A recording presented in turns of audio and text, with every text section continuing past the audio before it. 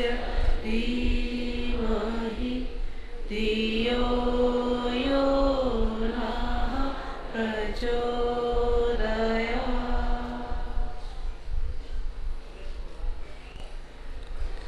परम पूज्य गुरुदेव और वंदनीय माता जी की सूक्ष्म उपस्थिति में विराजमान शक्ति स्वरूपा माताओं, बहनों और भाइयों, आज गायत्री जयंती और गंगा दशहरा का पावन दिन, आज पुण्य तोया का जन्मदिन, आज माँ गायत्री का जन्मदिन। पुराणों में एक कथा आती है। क्या कथा आती है?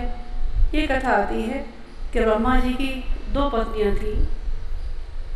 उनकी पत्नी सावित्री किसी बात से रूठकर अपने मायके चली गई।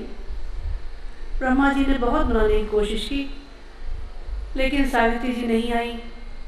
तब ये कहा जाता है कि ब्रह्मा जी ने गायत्री जी से ब्याह कर लिया। कहानी सुनने में बड़ी निरर्थक सी लगती है। वास्तव में गायत्री और सावित्री एक ही सिक्के के 2 पहलू हैं। एक का नाम है विज्ञान, एक का नाम है आध्यात्म, एक का नाम है पदार्थ, एक का नाम है चेतना। अगर पदार्थ ही अपने आप में सब कुछ रहा होता तब इस धरती पर सुख और शांति की कल्पना की जा सकती थी? की नहीं जा सकती थी।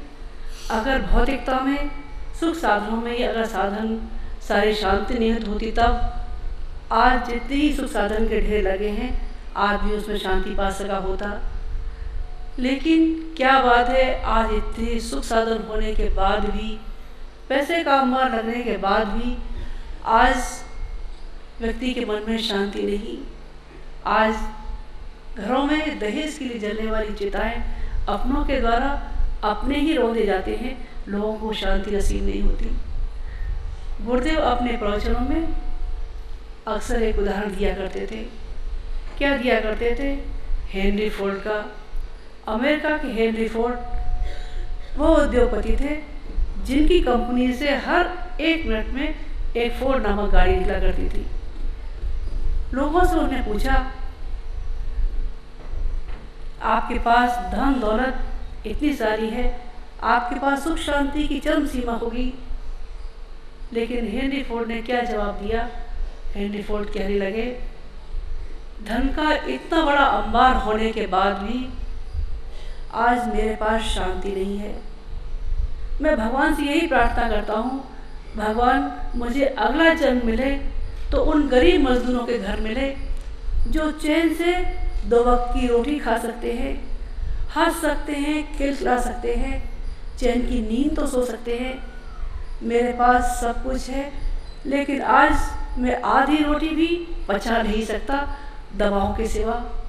चैन भर नींद सो नहीं सकता बिना दवाओं के। अगर सुख सुविधाओं में, पैसे में शांति नहीं होती, तब हेनरी फोर्ड को वो सब कुछ मिल गया होता। सुख साधनों में, पदार्थ में शांति नहीं। शांति संभव है तो सिर्फ आध्यात्मिकता में। आध्यात्मिकता का नाम है माँ गायत्री। माँ गायत्री नाम है करुणा का, ममता का, विज्ञान का, ज्ञान का, उस शांतिमयी देवी का जो हमारी जीवन साधना से शामिल होती है। आज के दिन ब्रह्मर्षि विश्वामित्र ने जिस जीवन साधना के द्वारा जिस महाविद्या को जीवंत किया था, प्रतिष्ठित किया था, उसका नाम है गायत्री महाविद्या। गायत्री महाविद्या के द्वारा ही उन्होंने अनार्यों को आर्यों में ही नहीं बदला, उनके जीवन, गुण, कर्म, स्वभाव में आमूलचूल परिवर्तन ही किया। उस समय के तात्कालिक जो राक्षस थे, रावण के घुसपैठी कहे जाते थे, खरदूषण, सुबाहु, बारिश, ये ताड़का वगैरह, ये इन सब के प्रकोप से बचाने के लिए उन्होंने अपने आश्रम, जिसका नाम उन्होंने सिद्धाश्रम रखा था, उन्होंने ऐसे महामानव गढ़ने की प्रक्रिया आरंभ की थी जिसके माध्यम से राक्षसों का विनाश ही नहीं हुआ। उन्होंने अपने जीवन दिनचर्या के माध्यम से, अपने आचरण के द्वारा रामराज की स्थापना की। आज का दिन इन सब के अलावा नवयुग के ब्रह्मर्षि के कवि जाने का दिन है। आज के दिन परम पूज्य गुरुदेव हम सबको रोता बिलखता हुआ छोड़कर इस संसार से चले गए थे। लगभग शायद यही समय रहा होगा। एक बार कुछ भाई गुरुदेव के पास बैठे थे, पूछने लगे, गुरुदेव आपने हमको इतना प्यार दिया है, इतना संरक्षण दिया है, जब आप नहीं होंगे तो हमको कौन दे सकेगा इतना प्यार, इतना संरक्षण, इतना ज्ञान का प्रकाश।